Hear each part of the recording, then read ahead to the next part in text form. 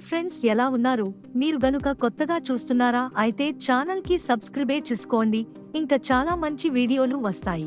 2 సంవత్సరాల క్రితం ఎటువంటి అంచనాలు లేకుండా చిన్న సినిమాగా డీజే టిల్లు అంటూ ఓ చిన్న సినిమా విడుదలైంది.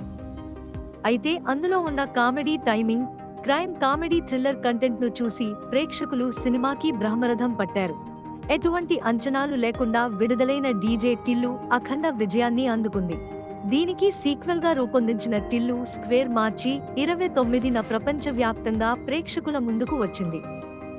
మొదటి సినిమా చేసిన ఇంపాక్ట్ తో రెండో సినిమా భారీ అంచనాలతో ప్రేక్షకుల ముందుకు వచ్చింది.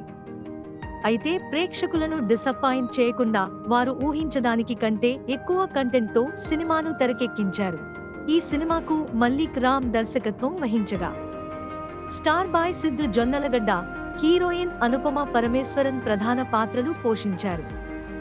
శ్రీకర స్టూడియోస్ సమర్పణలో ఫార్చ్యూన్ 4, సీతారాం ఎంటర్ప్రైజెస్ పతాకలపై సాయి సౌజన్య, సూర్యదేవర నాగవంశీలు సినిమాను నిర్మించారు.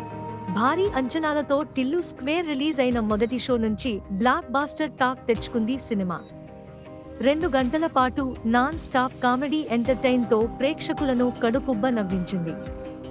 ఇక ఈ సినిమా వసూళ్ల పరంగా సంచలనాలను సృష్టిస్తోంది. విడుదలైన మొదటి రోజు వరల్డ్ వైడ్ గా 23.7 కోట్లు వసూలు చేయగా రెండో రోజు మొత్తం 45.3 కోట్లను గ్రాస్ కలెక్షన్లను రాబట్టింది. ఇక నేడు 3 రోజులు ముగిసే సమయానికి టిల్లు స్క్వేర్ 68.1 కోట్ల గ్రాస్ కలెక్షన్ కొల్లగొట్టింది. దీంతో అతి త్వరలో ఒక 100 కోట్ల క్లబ్బులో చేరిబోతున్నాడు సిద్ధు జొన్నలగడ్డ.